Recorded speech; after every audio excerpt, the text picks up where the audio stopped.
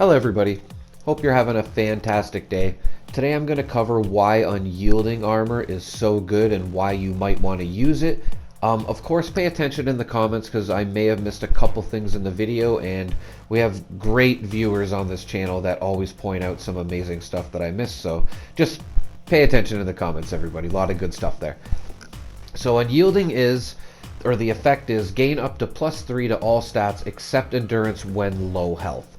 Now I'm going to show you what that does when you lower your health, but before we do that I would like to recommend getting the Secret Service armor. There could be better armors depending on your build, but I'm not too familiar with them, so I don't really want to get into that. I didn't really want to make this an armor video.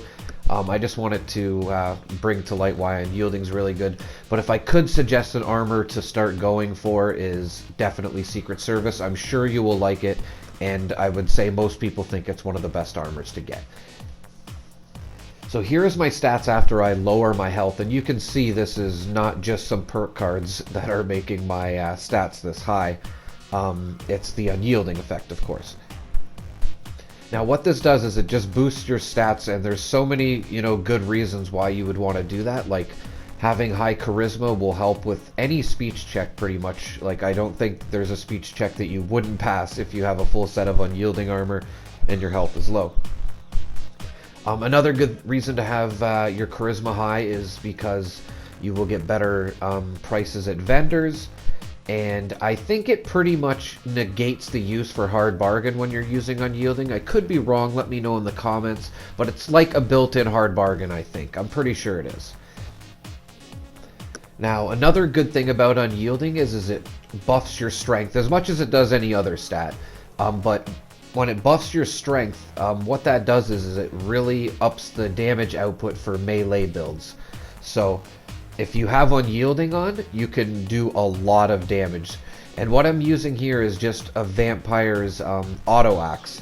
Now it doesn't have any built-in extra damage like anti-armor or bloodied wood or two-shot or furious would have. You can't get two-shot on this, but that's besides the point. But my point is that I don't even have any other perk cards on. I'm running a heavy gunner perk here, or build here. And I just want to show the damage that this will do. And this is because of the my low health and the unyielding.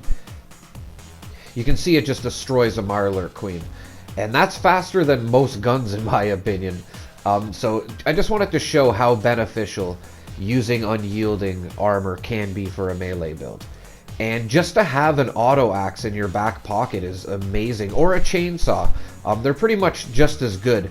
But if you are running around with an unyielding bloody build and using rifles or LMGs, you could just have one of these in your back pocket like I do here. And this is the damage it'll do to enemies. Like I said, you don't need to have any perk cards dedicated towards it or anything. That's the damage it's doing. I don't have anything on that would help this weapon do more damage.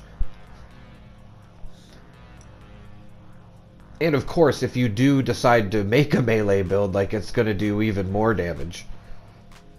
And you can see there, like, even the behemoth hitting me twice with such low health, he couldn't really do anything with the unyielding armor. And that has to do a lot with nerd rage as well, which I'm going to get into here.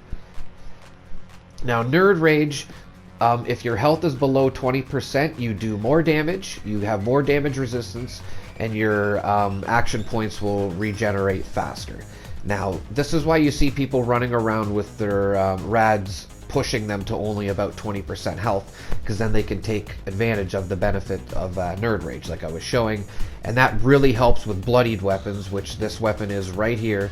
And this video isn't even doing this gun some justice. If you really put some effort into this build, you would do more damage, but I just wanted to show that this is why people like bloodied weapons, is because of nerd rage and unyielding armor. It all goes together. It really does. Vampires as well goes in there.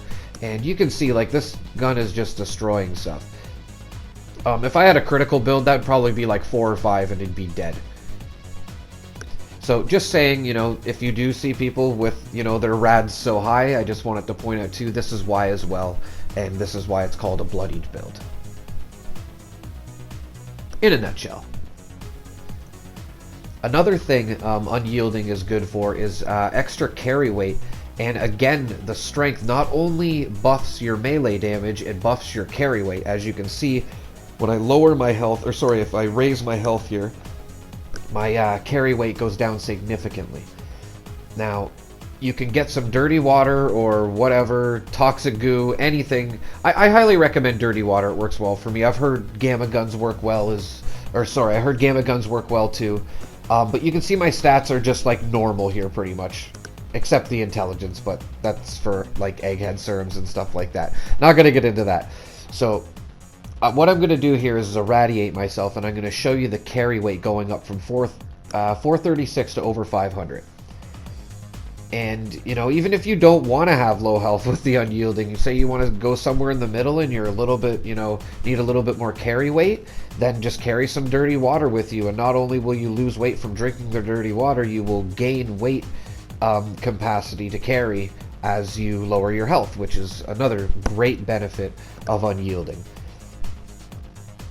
I've seen people, or I've heard of people getting like almost to 600 or over without a lot of buffs with their carry weight with unyielding.